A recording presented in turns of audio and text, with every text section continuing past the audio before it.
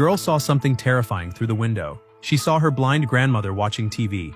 Just as she was about to raise her camera to capture it, the grandmother suddenly turned her head, as if sensing the gaze. A week ago, Ellie quit her job and returned to the small town. After her parents died in a car accident, she had no choice but to live with her only remaining relative. The grandmother seemed shocked by Ellie's arrival, but moments later she composed herself and warmly welcomed the granddaughter she hadn't seen in years.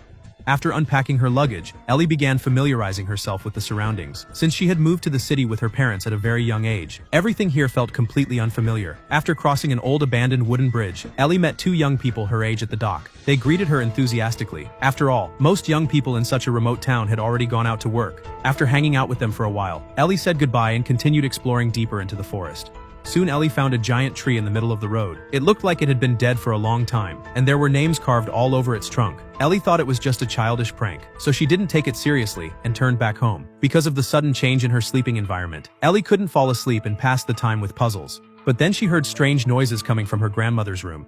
Out of curiosity, Ellie stepped out of her room. She quietly pressed her eye against the keyhole and saw her grandmother chewing something by the bed. Before Ellie could make sense of it, the door suddenly swung open. The grandmother kept moving forward as if searching for something. Ellie was so scared she kept backing away. She held her breath, not daring to make a sound. Fortunately, the grandmother didn't notice and turned back inside. Recalling how she was caught peeking last time, Ellie grew even more suspicious of her blind grandmother. But she didn't know how to ask. That afternoon, the two friends she met yesterday came to pick her up. After some laughter and games, Ellie finally vented her bottled-up emotions. But then the drunk Sean started targeting a little boy. He teased the boy under the excuse of playing together. The girl next to him laughed hysterically. Ellie was completely stunned. She never thought her new friends would be like this. Even worse, Sean accidentally injured the boy. The three panicked and took the boy to the hospital entrance. To escape responsibility, Sean forced the boy to go in alone. Helplessly, Ellie got out to help the boy inside. Her silence made her an accomplice to the bullying, and at that moment she had no one to talk to. Late that night, the injured boy returned home. When his mother asked what happened, he claimed he just fell. But his mother saw through the lie, because she too had once been bullied. To help her son get revenge, she told him a secret. If you carve the bully's name on the big tree in the forest, a demon will appear to punish them. Since Ellie's face appeared on the bully's social media, the boy instinctively believed she was one of them. As the three names were carved, hands suddenly reached out behind Ellie as she slept. The next second, she found herself back on the night of her parents' crash. As she crawled out of the wreck, she saw a bunny doll sitting in the middle of the road. It was her favorite childhood toy. As it slowly approached, terrified, Ellie covered her eyes, but the bunny doll vanished, and a real rabbit appeared in its place. Ellie scrambled out of the house and ran into the depths of the forest. There she saw a coffin before her. Inside it lay Ellie herself.